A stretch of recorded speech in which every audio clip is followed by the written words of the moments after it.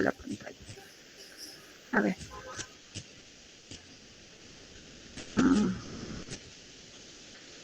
Me da un toque en toda la pantalla. Compartir. Y ya vamos a ver.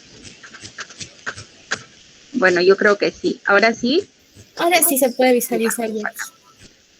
Ya, chicos, entonces vamos a empezar con este tema. Diarrea aguda infecciosa y bueno, también hablar un poco de lo que es deshidratación, ¿no? Entonces, ¿cuál es la situación en nuestro país en este momento?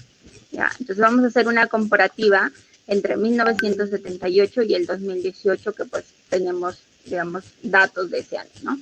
Entonces, en 1978 teníamos que la mortalidad infantil por 1.000 nacidos vivos era de 78, mientras que para el 2018 es de 17.8.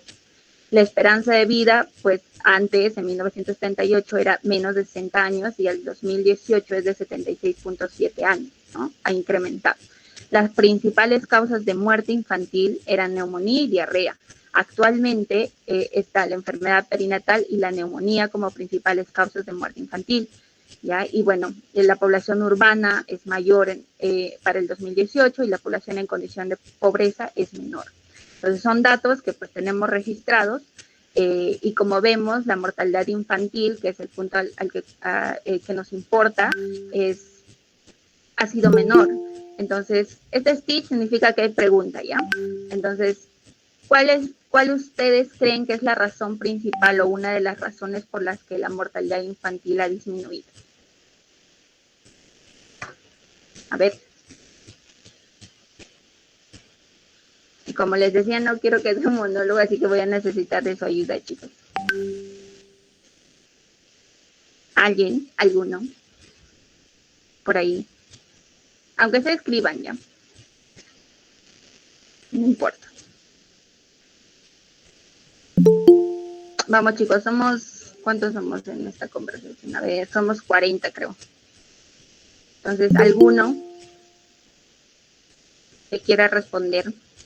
¿Cuál creen que es la causa de que en 1978, la idea que ustedes tengan, que en 1978 habría 78.000 nacidos, o la mortalidad infantil era de 78 y ahora es de 17 por 1.000 nacidos vivos? ¿Cuál creen que es la causa, la razón? A ver si se animan a hablar. Para hacer más entretenida es esto, porque si no, créanme que nos vamos a aburrir todos, porque tengo 76 ya. A ver, déjenme, voy a ver sus comentarios, pero igual quiero que hablen ya. Ahorita voy a lanzar a cada uno y ya van mandando a otras personas. A ver, vamos a leer. Dice, porque hay mejor manejo de enfermedades pediátricas, incluyendo las vacunas. Ya la vacunación es muy importante, eso es muy, muy cierto. La vacunación, cultura de prevención, lo ponen en interrogante, ¿ya? Hablan más hijos por familia. Habían más hijos por familia, ¿ok? También, ¿no? Sí, la tasa de natalidad ha disminuido para estos años. Sí, en realidad las respuestas que han dado son correctas porque ha ayudado a disminuir la mortalidad infantil. Pero un punto álgido que vamos a ver, y lo vamos a ver después, está relacionado al tema que estamos tratando el día de hoy. Entonces vamos a seguir. Bueno, estos dos cuadritos son de acá, el primero es de la mortalidad y este es de morbilidad. La mortalidad, como vemos, ha habido un descenso, ¿no? Para hacerles una idea, para el 12 de marzo del 2021 se registraron 2 millones aproximadamente, ¿no? 2.640.000 muertes por COVID-19, ¿no? Y los millones de muertes por diarrea en 1982 eran de 4.6 millones, ¿no? El doble de lo registrado por la COVID-19. Entonces, imagínense la cantidad de personas, niños, que morían por diarrea en el mundo, ¿no? Y actualmente esta mortalidad ha disminuido. Pero no vemos un panorama similar con el tema de la morbilidad, ¿no? Que es la enfermedad por diarrea. Entonces, vemos que si bien es cierto, la mortalidad ha disminuido, la morbilidad está todavía, digamos, se conserva, ¿no? Bueno, son los episodios de diarrea del niño al año en el mundo. Entonces, vemos que sí, los niños se siguen enfermando, pero ya no mueren como antes, ¿no? Entonces, debe haber una causa que nos explique esta alta o esta disminución de la mortalidad, pero que persista la morbilidad por diarrea en niños menores de 5 años. Entonces, igual, vamos a la misma pregunta, ¿cuáles creen que son las razones? ¿No? Ya me han podido responder algunas razones. Chicos, ¿de qué años están acá? ¿De qué años son? ¿Hay de primer año, de segundo año, de todos los años? ¿Sí? ¿Está Sami por ahí? ¿De qué año son? A ver, Fiorella, Yosel y Pacheco, ¿de qué año eres? Doctora, sexto año. Hola, Fío, ¿qué tal? Ya, Fío de sexto año. A ver, Nicole y Beth.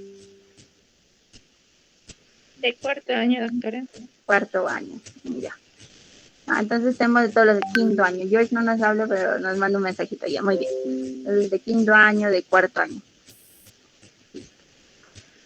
Entonces, bueno, vamos a empezar con la definición, ¿no? Entonces, ¿qué es la diarrea? O la diarrea aguda infecciosa. Bueno, la OMS la define como las deposiciones de 3 o más veces al día o, en todo caso, con una frecuencia mayor a la que normalmente presenta la persona, ¿no? Heces sueltas o líquidas. También tenemos que tener en cuenta que aquellas deposiciones de consistencia sólida, pero que están incrementadas en frecuencia, no entran en esta definición, ¿ya? Que no son diarrea.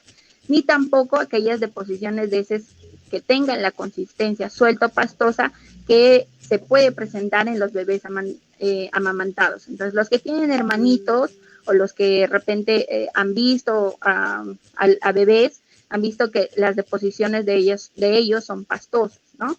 Entonces, tampoco ingresan en los criterios de diarrea, ¿ya? Eso hay que tenerlo muy en cuenta porque van a tener consultas, a lo mejor ya cuando ingresen, mamás que van a venir a decir, doctora, mi bebé de 8 meses ha tenido, no sé, o tiene deposiciones 5 a 6 veces, ¿no?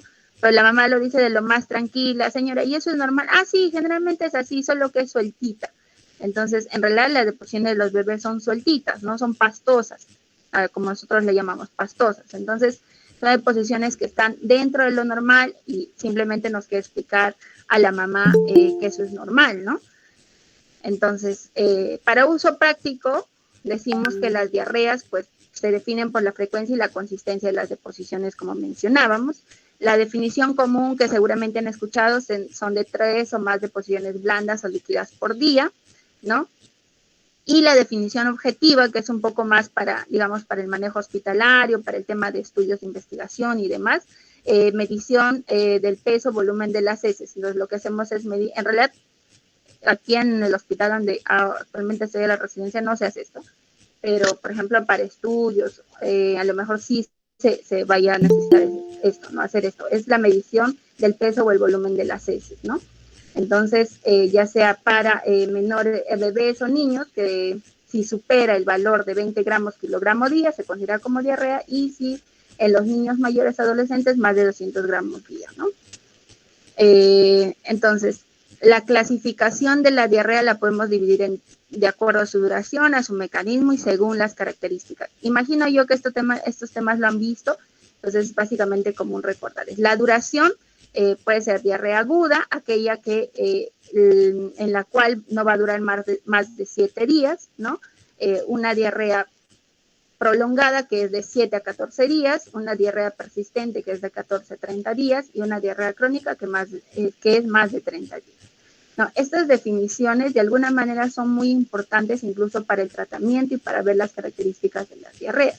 Entonces sí va a ser importante que las recuerden, ¿no? Cuando hablamos de una diarrea persistente, cuando hablamos de una diarrea prolongada. Como, bueno, por ejemplo, la norma técnica nos sugieren el uso de zinc para aquellas diarreas que son persistentes. Entonces, ya tendríamos que recordar esta clasificación, ¿no? Entonces, la duración más de 14 a 30 días y las diarreas crónicas.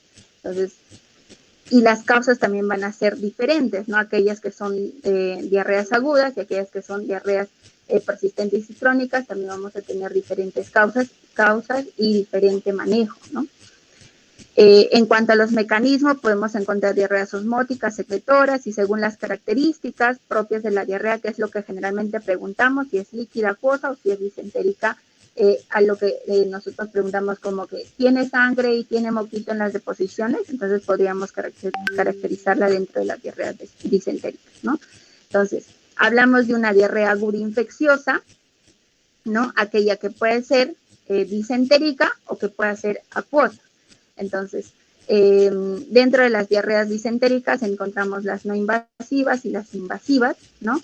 Cada una con sus agentes etiológicos. En realidad esto básicamente es si afecta o no afecta el epitelio intestinal, ¿no? Y bueno, las diarreas acuosas clásicamente conocidas como osmótica y como secretora, ¿no? Y las causas que digamos, el ejemplo más característico de diarrea secretora, pues es el vibrio, el cólera, ¿no? Las diarreas ocasionadas por el vibrio cólera, que nos van a dar estas diarreas acuosas secretorias que en algún momento en nuestro país fueron causantes de mucha muerte, ¿no? Entonces, bueno, acá las diferencias entre diarrea osmótica y secretora, cuando hablamos de osmótica y secretora, básicamente recordamos ¿qué tipo de diarrea les parece esta, ¿no? De qué es característico, o sea, solamente viéndola ustedes a lo mejor se podrían aventar por un agente biológico. A ver, vamos, ¿quién está aquí? Henry Villacorta Romero. Henry, sí, aquí. Amigo, Oli. ¿de qué crees que es esta diarrea? ¿De quién crees o de qué agente te podría orientarme así media blanquecina, ¿no? Como si hubieras enjuagado el arroz ahí antes de ponerle en esta patinita. De arroz, yo pienso que me podría ir por el cólera. Por el cólera, ajá, exacto, muy bien, Carlito, ajá. Es una diarrea característica del cólera, ¿no? Tipo lavado de arroz, le dicen, ¿no? Y seguramente si ustedes, o no sé si el doctor Maguín les ha contado la experiencia que ellos han vivido, los que han vivido esta epidemia del cólera, pues cómo era, ¿no? Entonces los pacientes venían con este tipo de diarreas. Entonces la diarrea del cólera es secretora, ¿no? Entonces, ¿qué quiere decir secretora? Que en las heces vamos a encontrar sodio más de 70, o sea que bota un montón de sodio y bota un montón de cloro, ¿no? Y entonces, y que no va a haber respuesta al ayuno, ¿no? Las diarreas van a continuar y van a continuar, ¿ya? Entonces esa es la característica principal de las diarreas secretoras. Y bueno, este es el epitelio, la arquitectura de la mucosa intestinal, y vamos a ver qué es lo que pasa, ¿no? Lo que pasa es, bueno, este es el epitelio, lo que siempre pasa es que el sodio se absorbe junto a la glucosa o el sodio se absorbe junto a los aminoácidos, ¿no? Y para que llegue al espacio intravascular, a través de un intercambio de la bomba sodio-potasio TPasa, pasa el sodio y se intercambia con potasio y lo mismo que la glucosa. Entonces, al final lo que sucede es que va a haber una reabsorción de sodio y de glucosa, ¿no? Que es en realidad esta explicación nos da la base para la formulación de los sueros de rehidratación oral, como vamos a ver después. Entonces, ¿qué pasa en el cólera? En el cólera, lo que en realidad este mecanismo va a estar conservado, pero lo que sí va a haber es que va a haber una excreción de cloro, ¿no? Como vemos aquí, y también lo que va a pasar es que se va a inhibir la absorción de sodio y en este caso de cloro también, ¿no? Entonces va a haber una gran cantidad, como vimos, una gran cantidad de sodio y de cloro en las heces, en las deposiciones, ¿no? Entonces por eso se le dice que es secretora. Muy bien, en cuanto a la etiología de la diarrea aguda infecciosa, podemos tener múltiples causas, virus, bacterias y parásitos, ¿no? Dentro de los más conocidos, digamos, ¿no? Virus, rotavirus, norovirus, astrovirus, adenovirus, enterovirus. Miren, a mí, hasta antes de ser la residente, rotavirus era el que más me sonaba, ¿no? Pero créanlo o no, también están estos otros virus que se llegan a hacer diagnóstico, que tienen características muy particulares, ¿no? Las bacterias, Shigella, Salmonella, Campylobacter, ¿no? Que son, que generalmente nos van a dar diarreas disentéricas, como lo hemos estado viendo, y los parásitos, ¿no? Y más aún en regiones como la selva, ¿no? Donde vemos que que no hay agua potable, lavado de manos todavía es una práctica que tenemos que fortalecer mucho. Entonces estos agentes etiológicos pues van a estar ahí, ¿no? Hay una convivencia muy cercana con los animales, entonces es algo que tenemos que recordar nosotros a la hora de orientar a ellos qué cuidados deben tener, ¿no? Qué medidas de higiene y para qué lo están haciendo. Entonces, si yo te digo a la mamá señora que tome agua hervida, ¿no? Que no tome agua del caño, por ejemplo, ¿no? Pensando en que puede estar, no sé, una salmonela, me da una fiebre tifoidea, ¿no? El niño puede hacer una fiebre tifoidea por salmonela, ¿no? Entonces, es importante que ustedes, o sea, si van a dar una recomendación, sepan por qué le están haciendo, por qué le están dando esa recomendación, ¿no? Listo, eso es en cuanto a los agentes etiológicos. Y también podemos clasificarlos de acuerdo a la edad, si es menor de 1 año, de 1 a 4 años, y si es de más de 5 años, ¿no?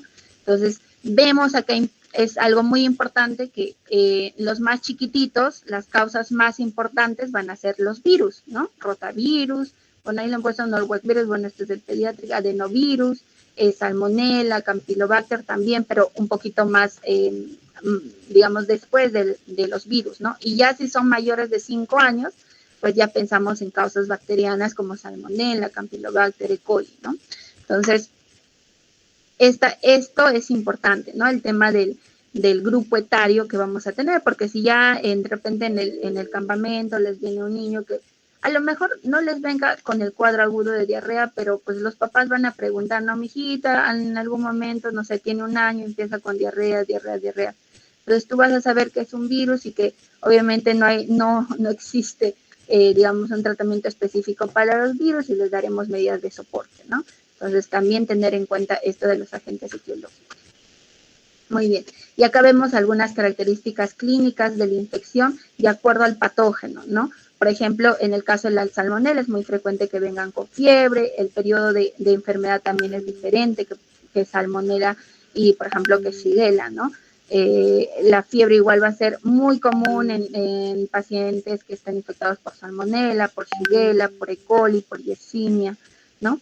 Entonces, son características particulares que nos pueden orientar a una etiología, ¿no? Pero en realidad lo más importante es ver si el niño requiere o no requiere manejo antibiótico en el caso de pensar de una diarrea disentérica bacteriana, ¿no?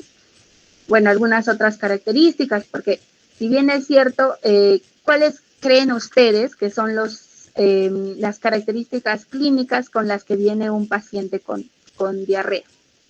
Con diarrea aguda infecciosa? O sea, ya hemos definido que la diarrea pues es el número de posiciones, ¿no? Aumentado en su frecuencia que normalmente tiene. Pero ¿cuáles creen que son otros signos, otros síntomas con los que viene el paciente a verlos ustedes como doctores, ¿no? Entonces, vamos a ver. No puedo ver a todas las personas en el chat.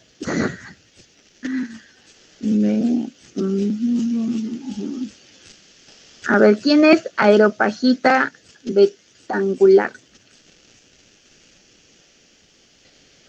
Hay un doctor que se llama aeropagita. Chicos, o ya vamos a ver con Alexander. Hola Alexander, ¿me puedes escuchar? Alexander.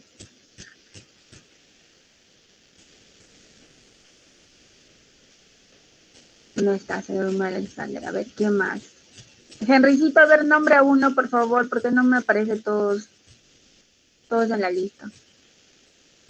Y aquí, está aquí suena mi licuadora, perdón. Ya, manda un comodín. ¿A quién quieres mandarle tu comodín? Lo mando para Nick Alarza. Ya. A ver, ¿dónde está Nick Alarza? Hola. Hola, ¿Me pueden Nick. escuchar? Sí, te escuchamos fuerte y claro. Bueno, algunos crees que va a otros. venir un niño? Ya, a ver, cuéntame. Podría ser náuseas ¿Ya? y fiebre. Fiebre, muy bien. Fiebre, náuseas. ¿Qué más? Pérdida del apetito. Pérdida del apetito, muy bien. Sí, pues, ¿no? Vienen así, con pérdida del apetito. ¿Qué más? Mira, acá están, acá en el cuadrito, en las diapositivas están. ¿Qué más? A ver, estoy apuntando acá Dolor abdominal. dolor abdominal, ajá, vómitos, náuseas, lo que mencionaste, ¿no? Ese sanguinolenta, ¿no? Eso también es importante. Entonces, gracias, Nick. Entonces es importante preguntar por todo esto, ¿no? Ha presentado dolor abdominal, de repente descartar que no sea otra patología grave, quirúrgica, ¿no? Evaluar siempre el abdomen, también fiebre, evidencia de inflamación en las heces, que en realidad moquito, vómitos, náuseas, heces sanguinolentas, ¿no? Va a ser importante preguntar. Entonces vemos que las bacterias, no todas, algunas nos causan heces sanguinolentas, ¿no? Y que generalmente los virus no nos van a causar estas heces sanguinolentas, sino más bien son deposiciones acuosas, ¿no? En el caso de los virus. Igual acá tenemos otras características de cada una de cada uno de los agentes etiológicos. Y la localización de la infección también, ¿no? Puede ser en el intestino delgado, en el intestino grueso, ¿no? Y los patógenos que se alojan en tal. Por ejemplo, si son patógenos que están en el intestino delgado, las deposiciones van a ser de gran volumen, mientras que aquellas que están en el intestino grueso, pues van a ser de menor volumen, ¿no? Y bueno, podemos, por ejemplo, en las del intestino grueso, podemos encontrar úlceras, úlceras mucosas, hemorrágicas, ¿no? Una mucosa muy friable. Y el dolor generalmente va a ser en el abdomen inferior. Entonces, también la localización no es que la diarrea está en todas partes, no. Entonces, vamos a ver que hay algunas de localización del intestino delgado y otras de intestino grueso, ¿no? Entonces, acá están las diarreas acuosa aguda, ¿no? Que es la que vemos acá. Por ejemplo, estas diarreas acuosa verdes, ¿no? Que son las que podemos encontrar en gastroenteritis por rotavirus, ¿no? Y bueno, las heces agua de arroz, como decíamos, que es característico del cólera, ¿no? Y son heces, ¿no? No es la orina, sino son heces. Y bueno, las diarreas invasivas, ¿no? En las que hay daño epitelial y va a haber, por tanto, deposiciones con sangre y pues podemos presentar las heces melénicas, ¿no? Más de un HDA, bueno, algunas acuosas que también pueden presentar moquito y sangrado, ¿no? Entonces no es muy determinante eso de que viral no causa sangrado, puede ocasionar también, puede haber un daño epitelial, ¿no? Y ese es pero no es lo más frecuente definitivamente. Y bueno, algunas otras, bueno, las heces con sangre, ¿no? Jalea de grosella, en algún momento seguramente han escuchado para una intrusión. Entonces van a ser también diagnósticos diferenciales que tenemos que tener en cuenta. Entonces estas son las dos características más importantes. Fuera de toda la clasificación que ya seguramente lo estudian ustedes en la parte de pediatría, de fisiopato, esto es lo que queremos que ustedes se lleven para el CUMES, ¿no? Que son los tipos de diarrea. Una diarrea acuosa y una diarrea con sangre. Y que la diarrea persistente es más de 14 días y que esta diarrea acuosa que generalmente se puede hacer persistente, ¿no?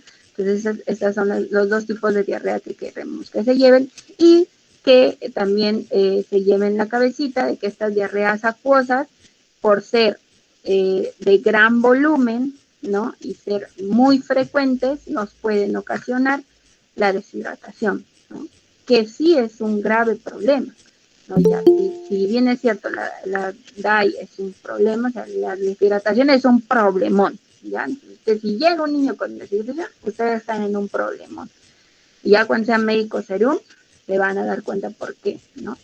Porque no estamos haciendo bien la promoción, no estamos educando bien a nuestra población, ¿no? Entonces, sí, pues ya seguramente van a tener experiencias ustedes que les va a hacer recordar esto, que es que si un niño te viene con deshidratación es porque algo no estamos haciendo bien, no está haciendo bien la familia, el personal de salud, todos no estamos haciendo algo bien, ¿no?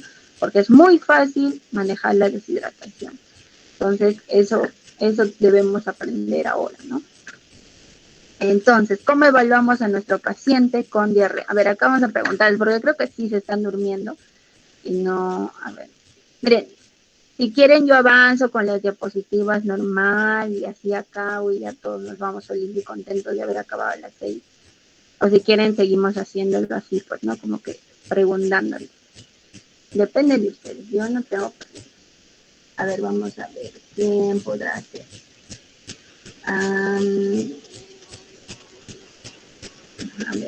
Michelle Milena, ¿estarás por ahí, Michelle? Michelle, no está Michelle. Paolo, César, Miguel. Sí, Miguel Pérez. No, llamé a Michelle, pero ya Miguel, a ver, tú, cuéntanos un poco de lo que comentaba. ¿Por qué crees que es importante identificar una diarrea acuosa, una diarrea aguda acuosa? Disculpen, le escucho entrecortado, doctora. La pregunta es que ¿por qué crees que es importante identificar una diarrea aguda acuosa? Ahora sí se me escucha. Sí, lo escuché más o menos, doctora. Bueno, lo importante de identificar es porque mientras se identifica, se puede identificar con tiempo, sabemos que puede llegar a una diarrea crónica si sigue con los días. Entonces, lo importante es prevenir que llegue a ser crónico. Entonces, y también prevenir que el paciente se deshidrate. Entonces, al poder diagnosticarla con tiempo, creo que sería mejor y se trataría de mejor manera. O sea, lo que debemos de evitar es que llegue a ser crónica o el paciente llegue a un punto de deshidratación. Yo creo que ese sería mi punto de vista, doctora. Sí, muy bien, gracias, Miguel. Sí, tienen mucha razón en lo que dices, ¿no? De evitar que este niño haga deshidratación, ¿no? Que ese es el punto más importante en esta parte, ¿no?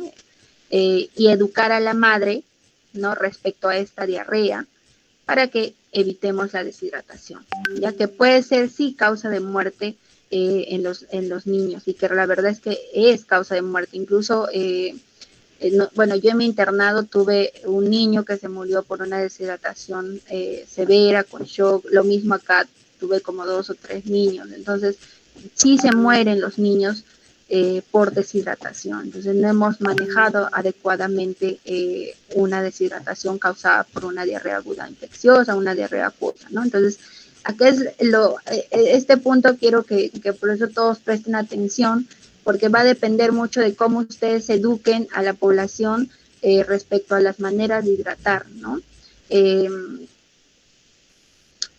Y eso es importante. Ya, acá quiero hacer un paréntesis porque pues, así como ustedes van a ir a un CUMI, no sé si todos, pero así como ustedes, yo también tuve la oportunidad de ir a algunos CUMIs y pues esto es importante porque a veces vamos, enseñamos, pero tenemos que, digamos, ahondar en estos puntos, ¿no? Que podemos llegar a la población, estamos ahí y pues hay que dejar algo que marque, que como vamos a ver, que tenga efectos a largo plazo, efectos en la mortalidad, e incluso efectos en la morbilidad, ¿no? Entonces podemos hacer mucho con estas pequeñas acciones, ¿no?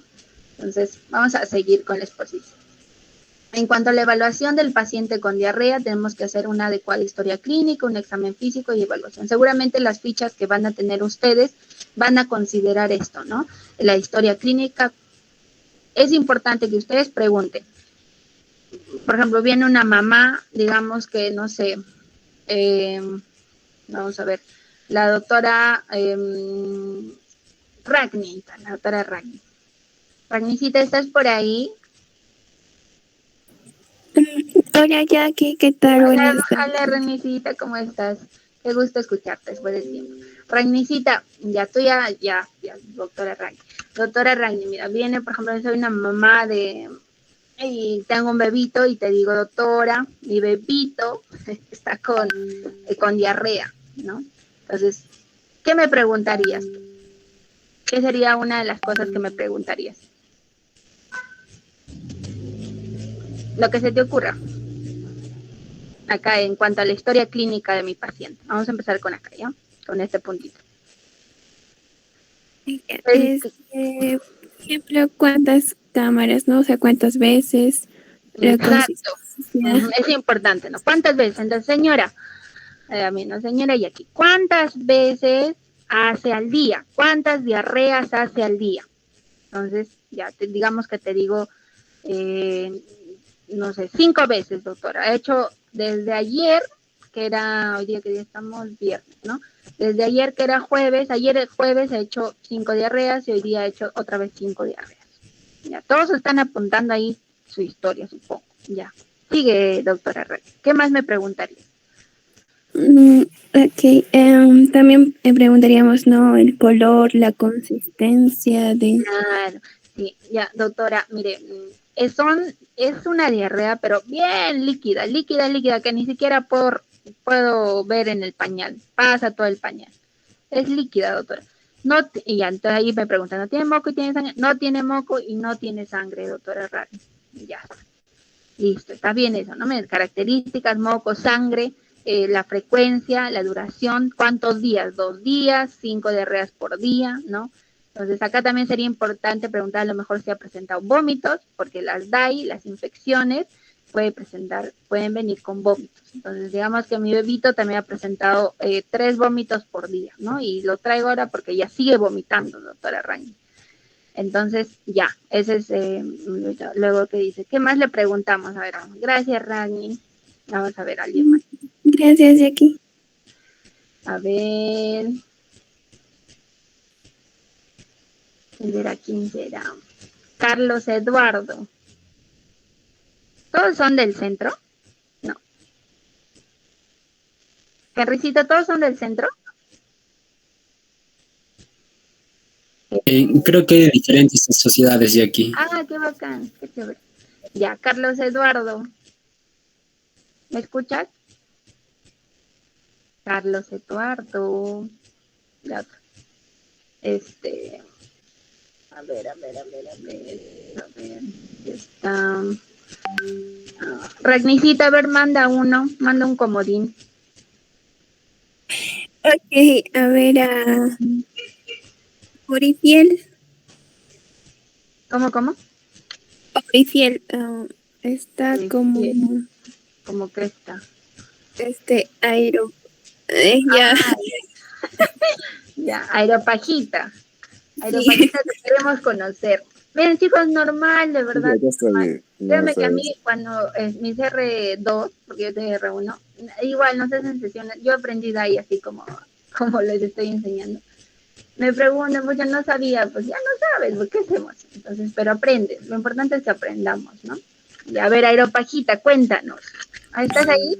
Sí, acá estoy. Ya, muy bien. ¿Por qué te han puesto Aeropajita?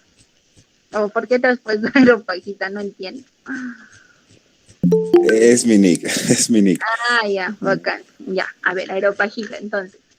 ¿Qué más me preguntarías a mí, la mamá de una niña que tiene vómitos y diarrea desde hace 2 días, desde ayer jueves? ¿Qué más?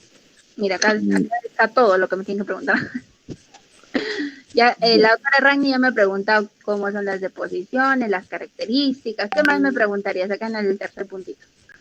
Bueno, yo personalmente sería A ver. cómo se encuentra, ¿no? El pacientito en ese momento. Qué linda pregunta, señora, ¿cómo se encuentra? Bueno, ¿cómo se encuentra el pacientito? Ya, bueno, ahí está mi paciente, pero ahorita todavía no estamos acá en el examen físico, estamos acá en la historia clínica. A ver, vamos a tratar de seguir con esto, de la historia clínica. Digamos que tu paciente no está chocado, ya eso es lo importante, no está chocado, pero entonces queremos ahondar en la historia. ¿Qué más le preguntaría?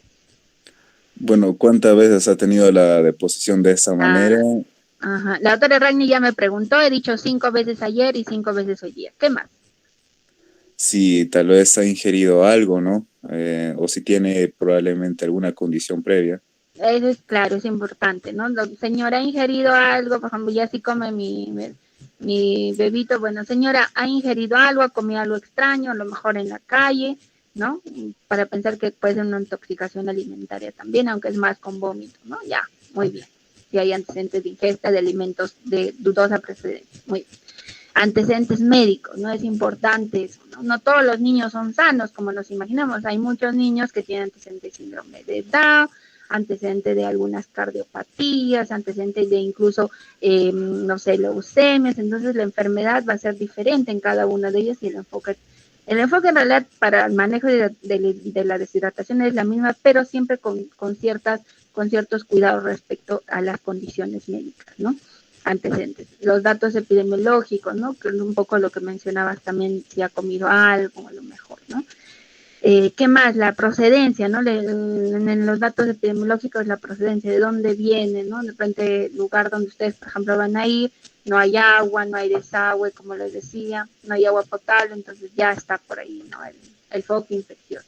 Y este dato que les digo, que no hay agua potable, es importante, sobre todo para las diarreas persistentes, ¿no?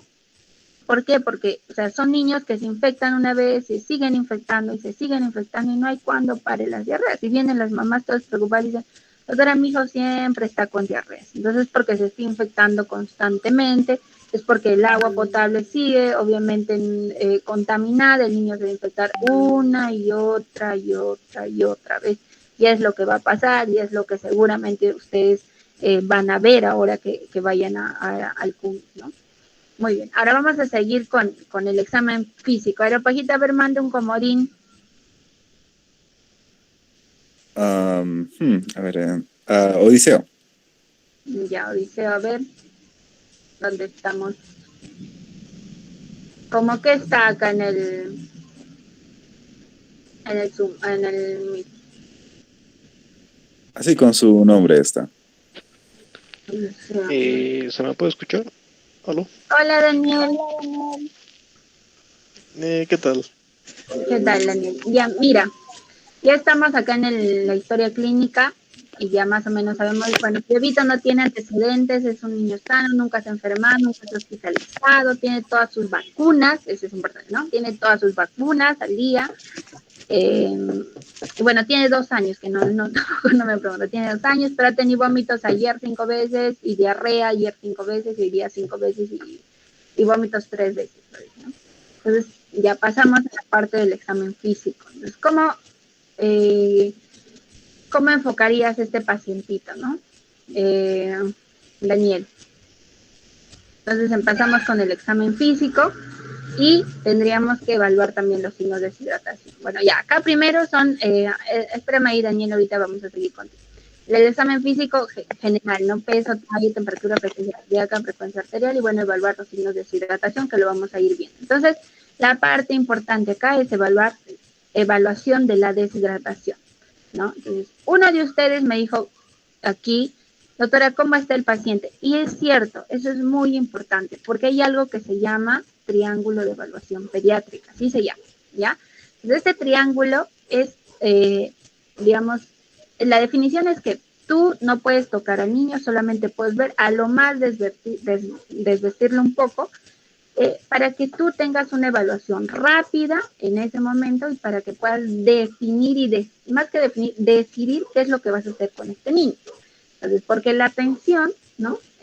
Como nosotros manejamos es ustedes han escuchado de las prioridades, ¿no? Prioridad 1, porque tiene peligro de muerte en ese momento, ¿no? Prioridad 2, prioridad 3, prioridad 4, que es como una consulta externa, ¿no? Entonces, el triángulo a mí me sirve para poder ver cómo está mi paciente, ¿no? En ese momento súper rápido y saber qué es lo que hago en ese momento, ¿no?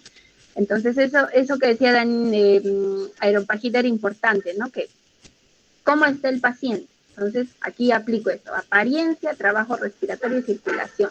Si alguno de estos está alterado, pues definiré, ¿no? Entonces, se va a prioridad 1, se va a prioridad 2, de repente es un niño con una deshidratación moderada, con shock, necesita atención inmediata. Entonces, esto va a ser importante. Pero obviamente ya, digamos, en este caso, en el caso que le estaba contando, pues es una prioridad 3, ¿no? Más o menos, según lo he visto, porque no tiene, digamos, signos de deshidratación evidentes. ¿Ya? Entonces, va a ser importante acá los signos de deshidratación, ¿ya? Y esto yo quiero que ustedes lo sepan, ¿no? Y pues al menos lo general, porque no, digamos que no van a estar así como que calculando punto por punto, memorizarlos, ¿no? Pero al menos que lo sepan que sepan cuáles son los signos de deshidratación. Entonces, la apariencia general es importante, evaluar los ojos, cómo están las mucosas, las lágrimas. Hay muchas escalas de deshidratación. Está la escala, Daniela, ahí espérame, ahorita voy contigo. La escala clínica de deshidratación. Hay una escala de Gorelick modificada que también nos da estos 4 puntos, ¿no? Está, bueno, esta tabla que es la de la OMS, donde nos indican 14 signos para ver la deshidratación. Muchas escalas. Es importante que tú puedas definir a tu paciente si tiene deshidratación leve, deshidratación moderada, deshidratación severa o si tiene algún grado de deshidratación. Entonces, ¿cómo está la apariencia, los ojos, la mucosa y las facciones? Por ejemplo, este Stitch tiene lágrimas, ¿no? Entonces tiene lágrimas mi Stitch. Entonces, si tiene lágrimas sería 0 puntos, por ejemplo, en esta escala clínica de deshidratación, ¿no? Si las lágrimas están disminuidas, no sería 1 punto. Si están ausentes, 2 puntos. ¿Cómo le preguntas, Daniel, o cómo me preguntas a mí o a una mamá, las lágrimas del paciente, por ejemplo, ¿no? ¿Cómo me preguntarías? Diría algo como que, a ver, ¿su ojo ha estado lagrimeando durante el día o ha estado lagrimando? Sí, pues algo así, ¿no? Podría ser también, señora, cuando llora, ¿no? Tiene lágrimas, ¿no? Es lo que generalmente hacemos acá, ¿no? Señora, cuando llora, tiene lágrimas, hay lágrimas, ¿usted ve las lágrimas o solamente está ahí como que haciendo el ruido como que si estuviera lleno, pero no suelta lágrimas, ¿no?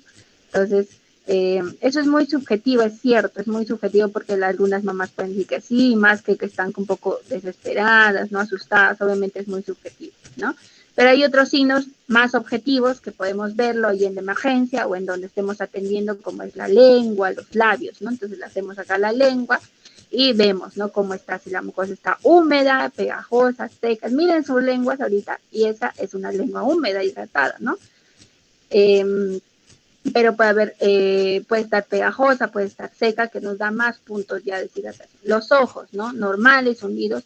Ahí podría decir, señora, los ojos de su pequeño son así normalmente porque hay niños que tienen los ojos hundidos, ¿no? A lo mejor uno de nosotros, yo por ejemplo tengo creo ligeramente los ojos hundidos. Entonces, pues señora, ¿son así? No, doctora, no es así, ya, ahí ya nos llama la atención, ¿no?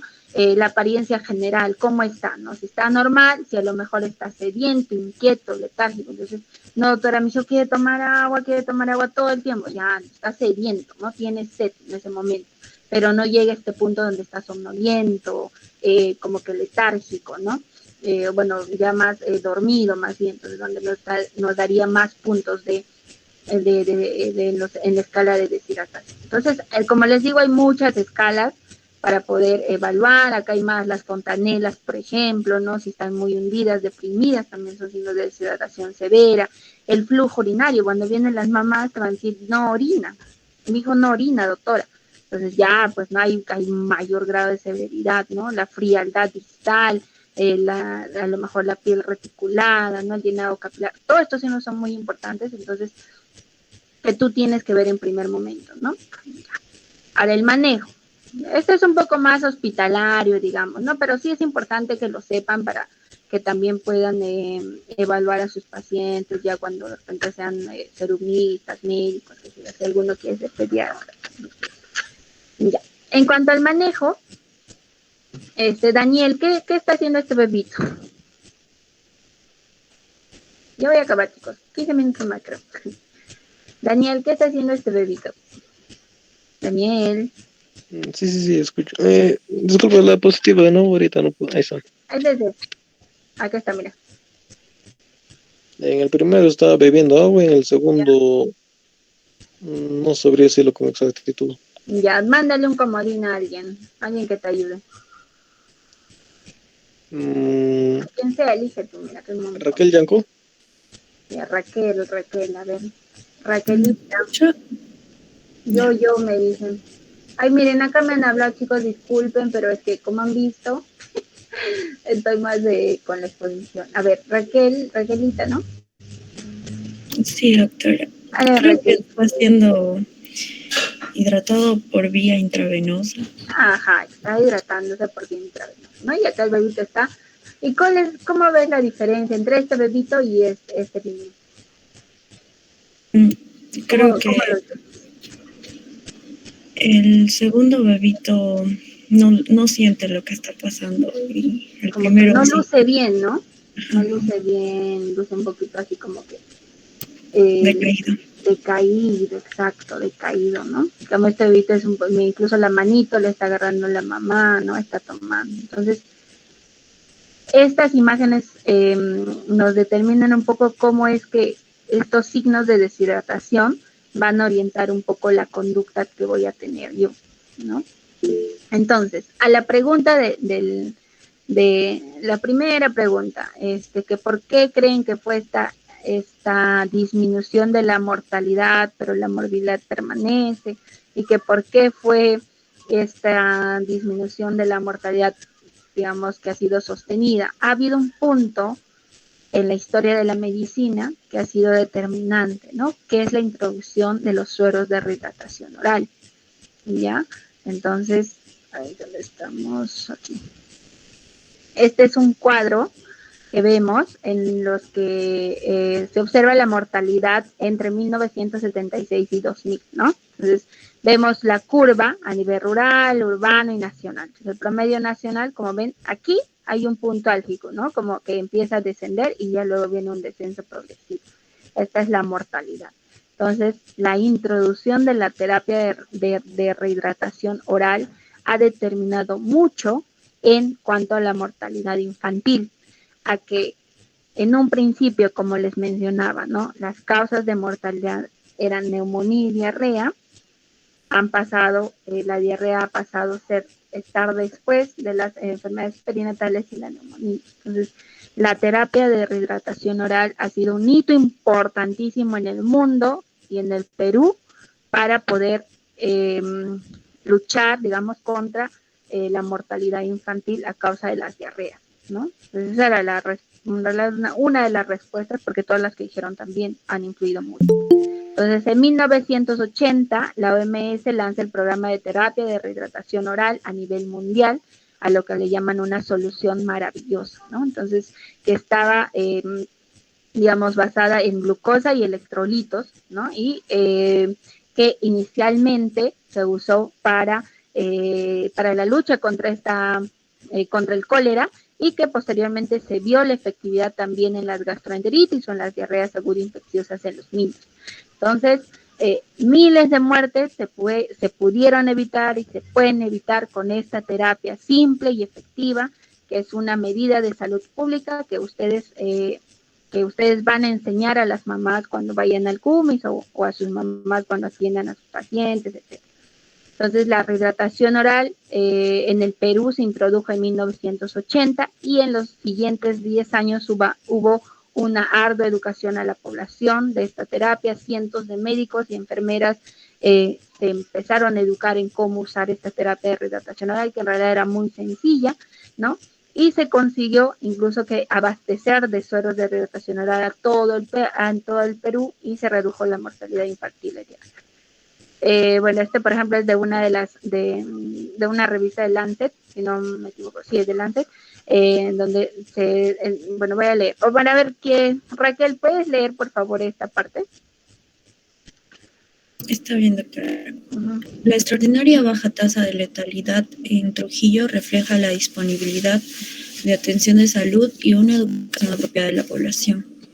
Más de la mitad de los pacientes en la cohorte del hospital habían recibido soluciones de rehidratación oral antes de llegar al hospital, algunos incluso antes de haber sido atendidos por algún personal de salud. Muchas gracias, Raquel. A ver, manda un comodín, Raquel. Sam Sobero Tobar. Sam, ahí da Sam. Sam. Hola, Sam, ¿qué tal? Ya. Sam, a ver, vuelve a leer otra vez la frase. Y luego me dices qué es lo que piensas. La de azul, ajá. Todo está azul, pero la que está subrayada, digamos. Ajá.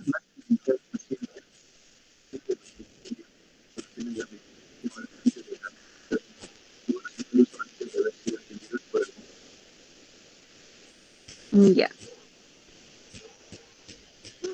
¿Cuál es tu conclusión de esa frase, Sam?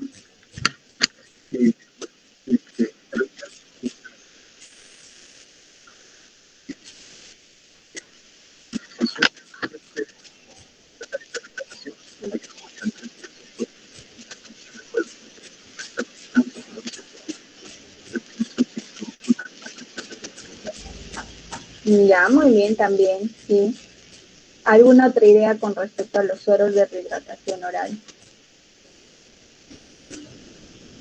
porque ahí dice, ¿no? Más de la mitad de los pacientes, a ver.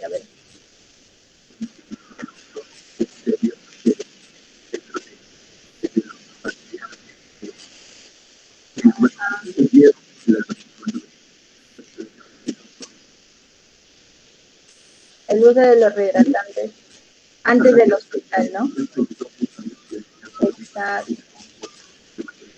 Exacto, ajá. Ese es el mensaje, ¿no? De esto, ¿no?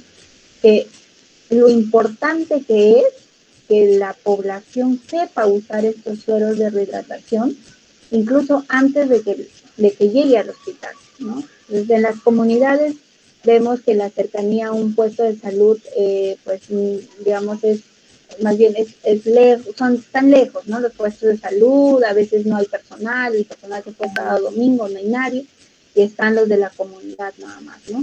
Entonces, qué importante es que nosotros eduquemos a nuestra población a usar estos sueros de rehidratación para que cuando lleguen a un establecimiento o encuentren a su personal de salud, el niño esté, digamos, no esté deshidratado, no llegue en una deshidratación severa, no llegue en una deshidratación con shock o no llegue en una deshidratación que provoque la muerte, ¿no? Entonces, esto es importante y han visto qué es lo que pasó y ha sido reportado y todo, entonces como personal de salud nos toca seguir ahondando en esto, ¿no? Más aún si vamos a hacer atención primaria, promoción de la salud. ¿De chicos? Vamos a seguir. Entonces la terapia de rehidratación es muy importante y nosotros tenemos que educar. Ahora, el 2000 desde 1980 se introdujo, empezó a haber disminución de la mortalidad gracias a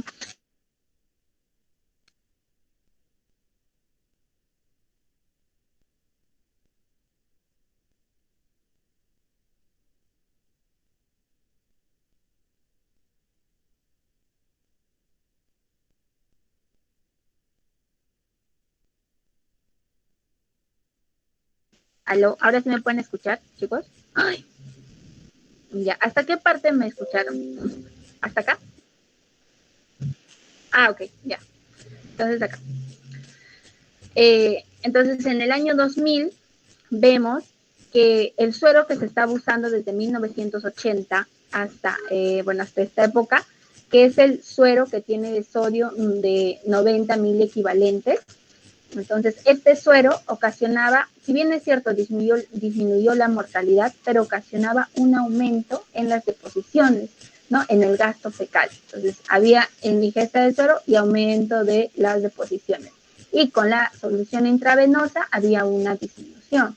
Entonces, algo estaba pasando, ¿no? Con el suero. O sea, sí era efectivo para disminuir la mortalidad, pero aumentaba un poco el gasto fecal que se podía o que se estaba manejando con la hidratación, ¿no? Entonces se hicieron muchas investigaciones y se vio que se empezó a estudiar, ¿no? Los sueros de rehidratación oral, los estándares que se tenían en ese momento, en los que había 90.000 equivalentes de sodio, y los sueros con osmolaridad reducida, en los que el sodio era de 75, ¿no? Entonces se hizo el estudio en los que estuvo implicado también en realidad estas diapositivas, chicos, las he sacado de una clase de un gastroenterólogo pediatra.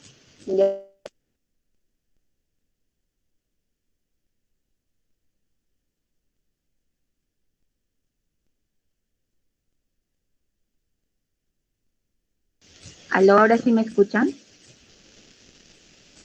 ¿Aló? ¿En qué parte me quedé?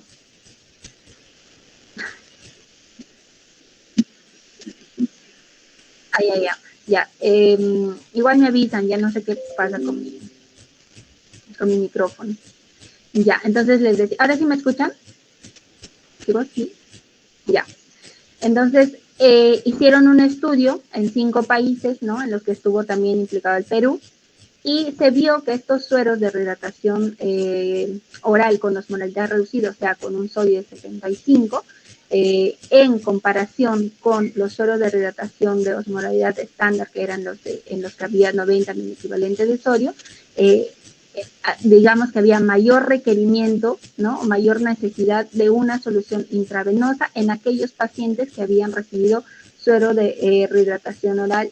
O sea, que en realidad el suero de rehidratación oral estándar que era el que teníamos de alta osmolaridad de 90, necesitaba mayor, o tenían, digamos, mayor ingreso a una necesidad de solución intravenosa, ¿no? En cuanto al gasto fecal no se encontró diferencia y bueno, la incidencia de hiponatremia también fue igual en ambos grupos, ¿ya? Pero este punto de la necesidad de intravenoso, que fue sí determinante y fue significativo en ambos grupos, hizo que la OMS, ¿no? El año, sí me están escuchando, ¿verdad?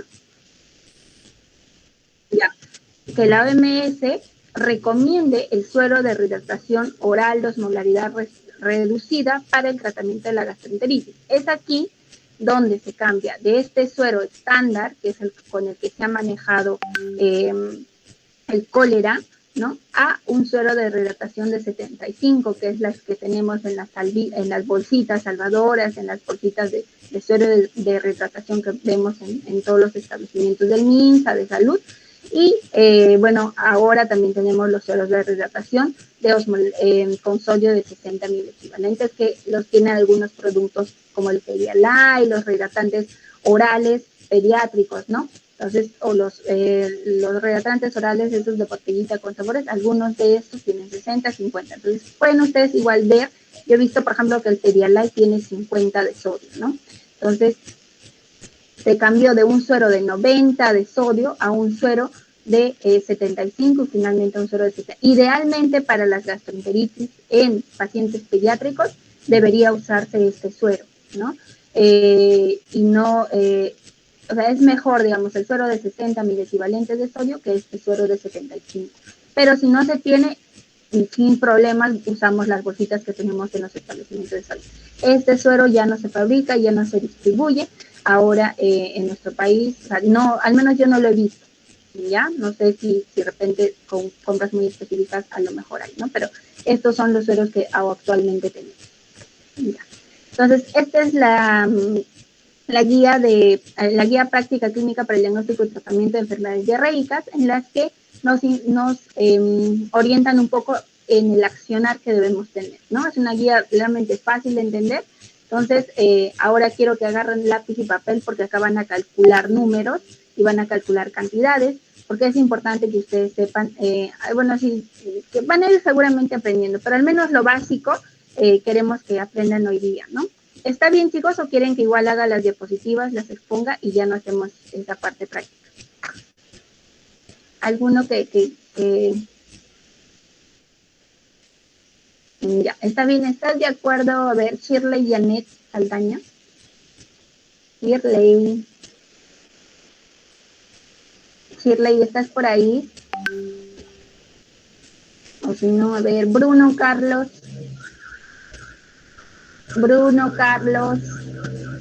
Por ahí, Bruno. Sí, doctora, ¿se me escucha? Hola, Bruno. Bruno, Hola. ¿estás de acuerdo en hacer la parte práctica? Bueno, creo que sería interesante y también tal vez sí, bueno, interesante. Chévere. Entonces, yo necesito que agarren lápiz y papel, ¿ya? Agarren lápiz y papel todos en su casa, o lapicero, lo que tengan. Y vamos a empezar a calcular, ¿ya? Listo. Entonces, ¿qué me dice el MINSA? Me dice, tienes un plan A, plan B y plan C. ¿De qué depende este plan? De la evaluación de deshidratación que tú hagas. Entonces, ya hemos visto algunos signos de deshidratación, estado de conciencia, ojos, boca, lengua, sed, ¿no? Veo a mí, digamos, que me ingresa en mi plan A, ¿no? Tengo un niño que los ojos están normal, no están hundidos, la mucosa está húmeda, ¿no? Bebe normal, está alerta, ¿no? Entonces, está tranquilo mi bebito, no hay signo del pliegue, ¿no? Entonces, le agarro la manito, le agarro un poquito de piel y desaparece inmediatamente. Entonces, el niño no tiene signos de deshidratación, ¿ya? El niño, digamos que se llama, vamos a poner que se llama Carlitos. Entonces, Carlitos no tiene signos de deshidratación.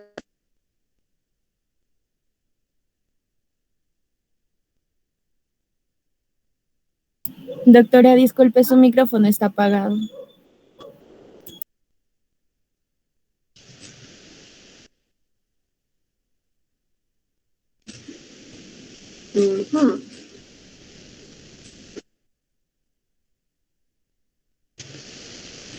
Chicos, ahora sí. Sí, ahora sí se le escucha, doctora. Ya. A ver, un ratito, voy a conectar bien el micrófono para que no esté pasando esto, ¿ya? Ya, un toque.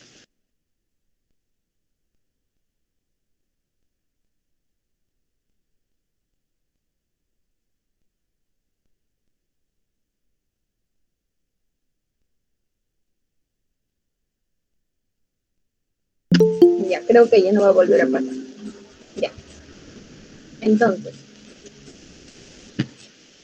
decía que tengo un bebito que entra en los criterios de, o bueno, es un bebito sin signos de deshidratación, ¿ya? Está alerta, no tiene los ojos hundidos, la boca está húmeda, la lengua también, hay presencia de lágrimas, bebe normal, entonces está en un plan. Ustedes como doctores tienen que orientar a la mamá, porque la mamá dice que ya hace 2 días está con deposiciones líquidas, ¿no? 5 diarreas por día, ¿no? Que son acuosas, abundantes, acuosas, sin moco y sin sangre, y vomita. Y su último vómito fue ahorita desde las 6, como que a las 2 de la tarde. Entonces la orientamos a la mamá, ¿no? Entonces, ¿qué le decimos a la mamá? Señora, aumente la ingesta de líquidos. Eso es lo que me indica el plan A, ¿no? Aumentar la ingesta de líquidos apropiados, ¿no? Idealmente suero de rehidratación oral. Si puede comprarse el Pedialyte o Pedialyte, hay de todas marcas, sabores, sabor a uva, sabor a fresas, la que tenga y la que tolere el niño, pues le dicen, señora, se va a comprar. Ustedes tienen que ver que la mamá se compre, o al menos que compre su agua mineral, que obviamente es un bebito grande, ¿no? Pero si es pequeñito, lactancia materna, eso sí no se olviden, ¿no? Lactancia materna, continuar con la lactancia materna, señora, ¿no? Eso es lo más importante. Bueno, y bueno, les indicamos signos de deshidratación y les enseñamos a evitar futuros episodios, que en realidad es lavado de manos, ¿no? El tema de el agua potable, ¿no? El viaje, consumo de alimentos fuera de casa y todo eso. Entonces, sí, estos son los puntos que tenemos que tener en cuenta. Ya. Entonces, más o menos es lo que me dice el plan A. Pero en la práctica sería, pues, digamos, a ver, el doctor. A ver, Tam, a ver, alguien, ¿puedes mandar a alguien? Ah, no, Bruno, estamos con Bruno, ¿no? Ya. Bruno. Sí, dígame, doctora. Ya, entonces tienes un bebito, bueno, yo a todos les digo bebitos, ¿no? Ya tienes un infante de 3 años, ¿ya? Que está con vómitos y diarrea, que tiene más diarrea que vómitos, ¿ya? Y está en el plan A, no tiene signos de deshidratación. Entonces, tú le tienes que indicar a esta mamá, o tienes que enseñarle cómo reponer en su casa, porque si tú la mandas a la casa sin enseñarle, la mamá pues va a ir, va a seguir haciendo las diarreas, el niño va a seguir vomitando y se va a deshidratar y va a llegar a tu casa, pero ya choca. Entonces tú le tienes que enseñar a la mamá cómo tiene que reponer, así se llama, reponer volumen a volumen, ¿no? Cómo repongo yo volumen a volumen. Entonces, ¿qué le digo a la señora? Mira, acá el MINSA me dice eso, ¿no? Cantidad de solución de suero de rehidratación oral para dar después de cada evacuación. Después de cada evacuación. Entonces le digo, señora, ¿sabe qué? Es lo mismo que le vas a decir. Señora, cada vez que tu bebito haga una diarrea, le tienes que dar, tiene 3 años, ¿no? Le tienes que dar aproximadamente, ¿no? Tú le dices media a una taza. Pero tú no le vas a decir media a una taza, ¿no? Tú le tienes que decir un número. Señora, le das una taza, ¿no? Le das poco a poco, ¿no? De acuerdo a lo que te vaya tolerando, ¿ya? Entonces tú le dices así, señora, vas a dar una taza por cada diarrea que presente. Entonces, si es que a las 7 de la noche presenta una diarrea, le vas a dar una taza después de la diarrea, poco a poco, ¿ya? Para que pueda tolerar y no presente los cortes. Listo, ya las educado, ¿no? Entonces, señora, en ese momento no hay necesidad de que vengas al establecimiento de salud porque tú le estás hidratando en casa, ¿no? Tú le estás dando el tratamiento para lo que ella tiene. Entonces, si es posible, le enseñas, le muestras cómo darle, o sea, en realidad es darle nada más el agua, ¿no? Como le hiciera cualquier producto. Entonces, a ver, Bruno. digamos que ya te voy a dar otro bebito. Un bebito de 2 años o 1 año y medio. ¿Cómo le dices a la mamá que lo hidrate? Que le reponga volumen a volumen. Bueno, en ese caso le indicaría a la madre que debe darle media taza de la solución ya con las sales de rehidratación oral después de cada deposición, después de cada diarrea. Ya, muy bien. Ya, esto del MINSA es interesante, ¿no? Pero, bueno, la verdad es que acá usamos una regla que más o menos equipara por ahí. Entonces, 5 mililitros, lo voy a anotar.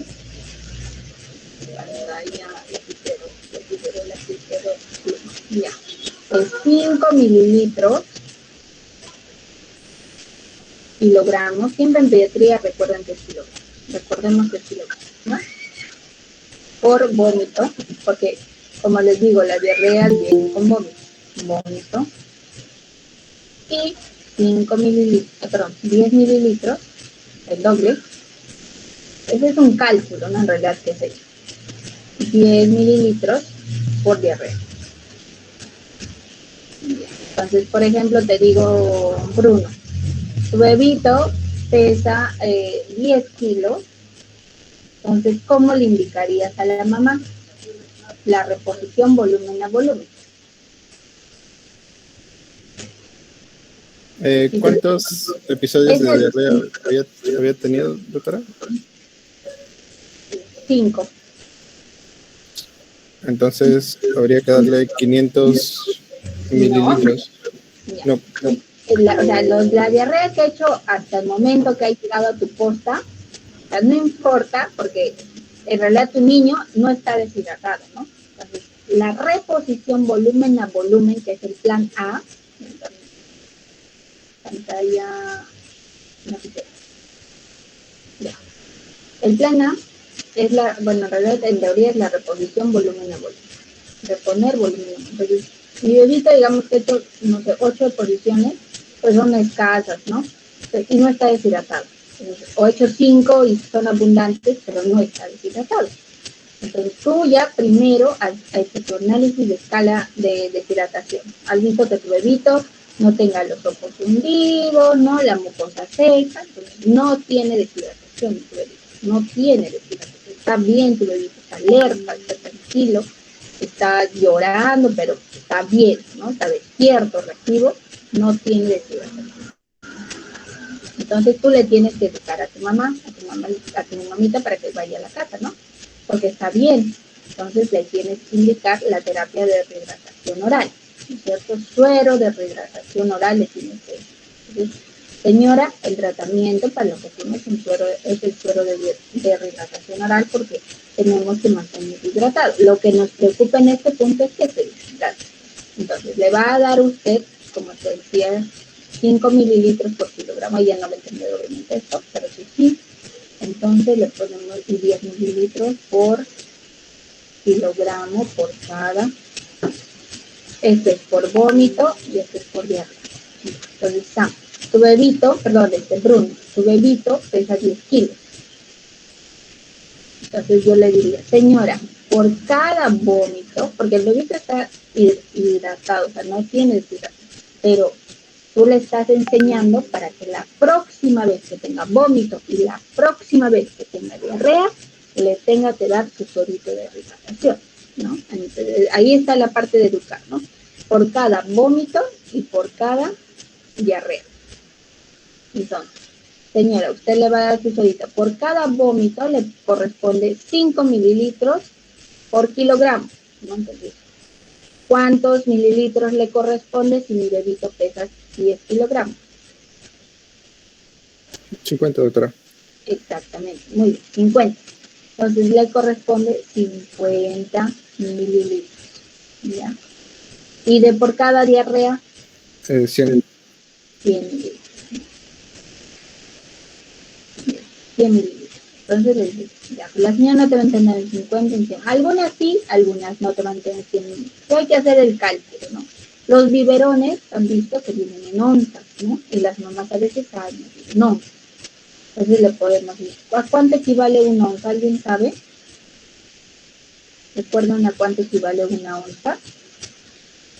Ya, a 30, ya a 30 cc. Entonces le puedo dar un cálculo y digo, señora, le das 2 onzas y sabe medirla más en onzas, ¿no? Le haces la vida más fácil. O le explicas con una jeringuita, o en todo caso, a veces no se puede, con un vaso, ¿no? El vaso más o menos viene de 250 mililitros en general, y le puedes decir, señora, un cuarto del vaso, ¿no?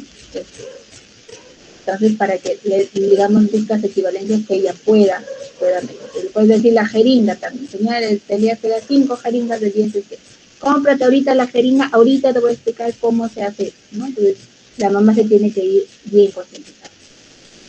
Y por cada diarrea le damos 100 mililitros, ¿no? Entonces sería 4 onzas, 4 oncitas, o si no, prácticamente ya media taza.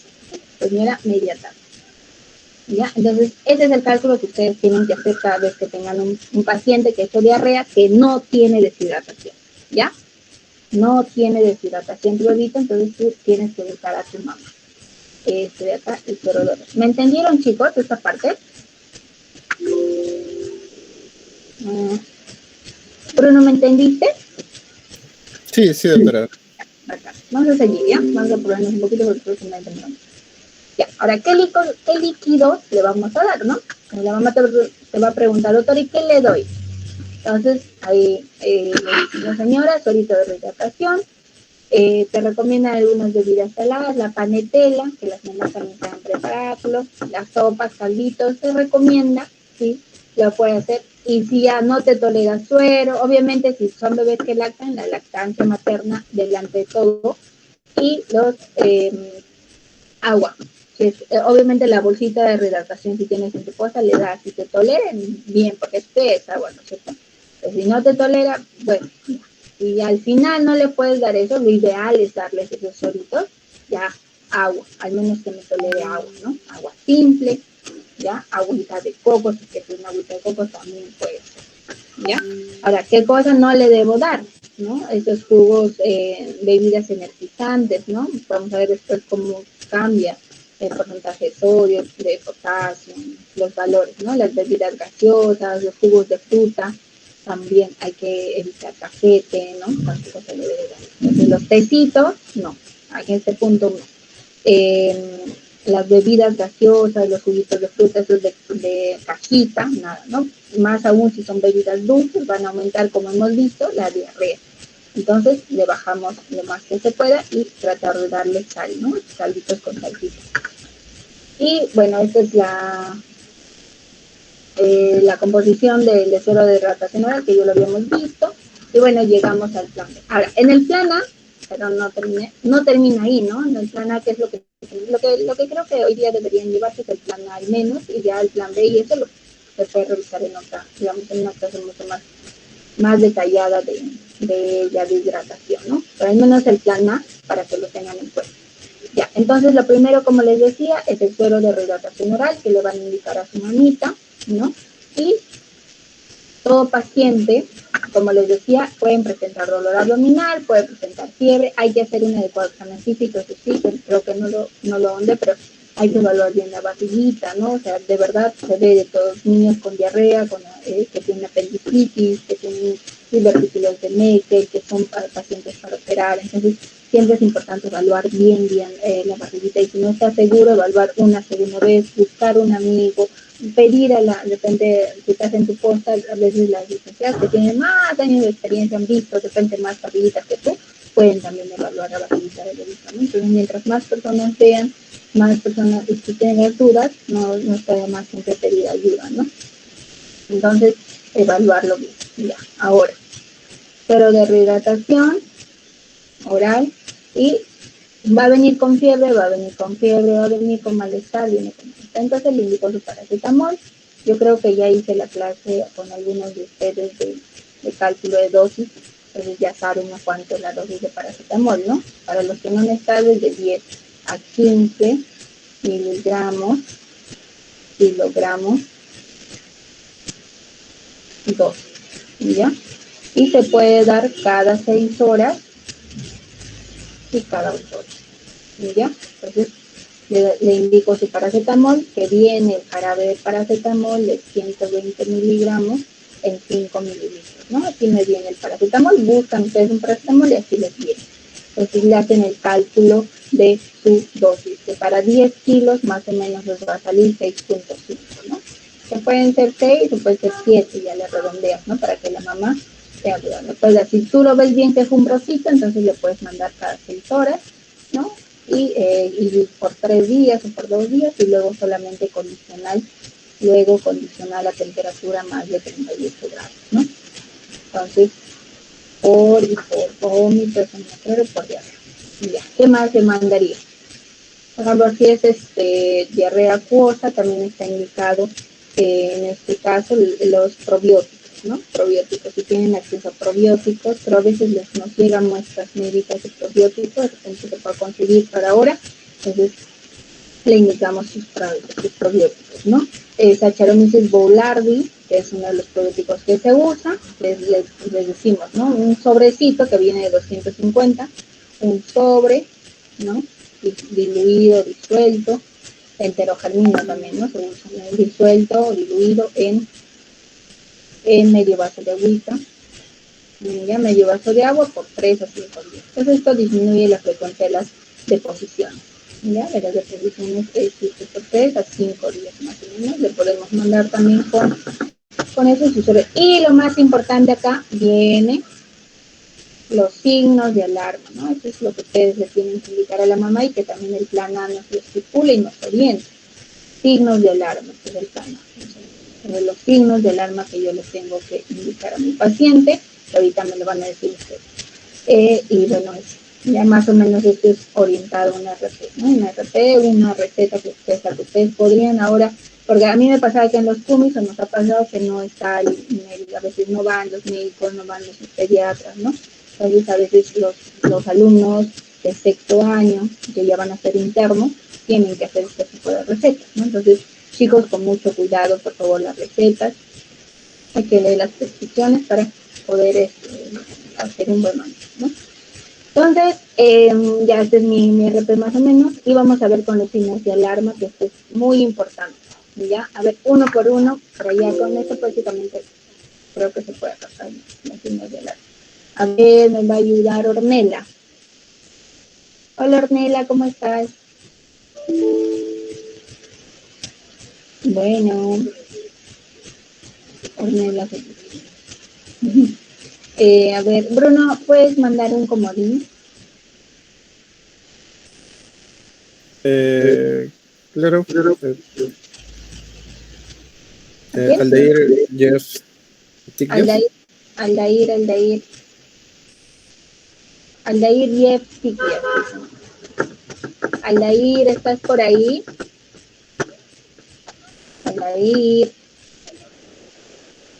Jonathan Kawin. Ya, muy bien, Aldair. Aldair, mira, acá les voy a poner esto, que también está en el...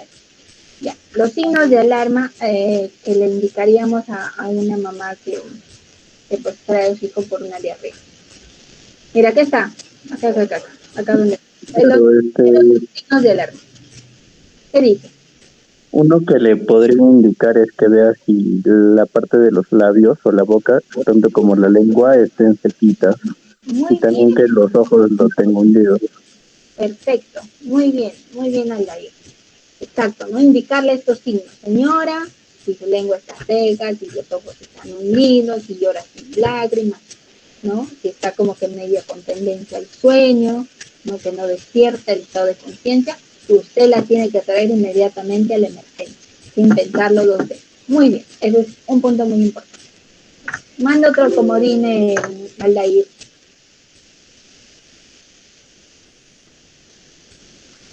Aldair, manda a alguien para que...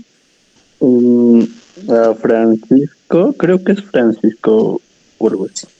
Francisco, ¿dónde está? A Paolo Daniel, doctor. Ya, Paolo Daniel. A ver, el gatito roquero. Paolo Daniel. Paolo, Daniel, por ahí. Sí, doctora, buenas noches. Hola, Paolo, Daniel. ¿Te gustan los gatos? Sí, doctora. Ya. Dinos otros signos de alarma. Mira, acá está los signos de alarma. Estos dos primeros son signos de alarma. A ver, léelos o si no, menciónanos alguno otro que conozcas a lo mejor. Los vómitos, doctora. Vómitos, ya está, muy bien. Entonces, pero te digo, por ejemplo, yo soy la mamá media, eso yo, doctor, entonces, si vomita en una hora, la traigo otra vez inmediatamente. ¿Qué le dices a esa mamá? No, sí, los vómitos son de 3 o más, ¿no? Por hora, como dice ahí la Biblia. Exacto, ¿no? Entonces explícale a la mamá, señora, puede seguir vomitando y puede seguir haciendo diarrea. No es que hoy día se para la diarrea y hoy día se para los vómitos, solo por venir a la cosa, no es así. Puede seguir vomitando y puede seguir haciendo diarrea. Pero cuando usted la tiene que traer en la emergencia, cuando tiene 3 o más vómitos en una hora, o sea, son vómitos uno tras otro, y cuando tiene más de 5 vómitos en 4 horas también, ¿no? Que podría ser el promedio. Entonces, señora, si pasa eso, mira, con que le tengan más de 3 vómitos en una hora, más de 4 vómitos en una hora, está bien. Ahora, si sigue con las diarreas, ¿no? Si hay más de 10 deposiciones en 24 horas, o sea, no son diarreas, obviamente, que la van a deshidratar y que a veces la terapia de rehidratación oral quizá no vayan a abastecer, ¿no? Si es que no se está dando adecuadamente, obviamente, ¿ya? Y, bueno, más de 4 deposiciones en 4 horas también, ¿no? Entonces, son signos de alarma que tú le tienes que escribir a la mamá y explicarle bien 1, 2 o 3 veces para que te entienda y sepa cuándo tiene que traer a su bebito al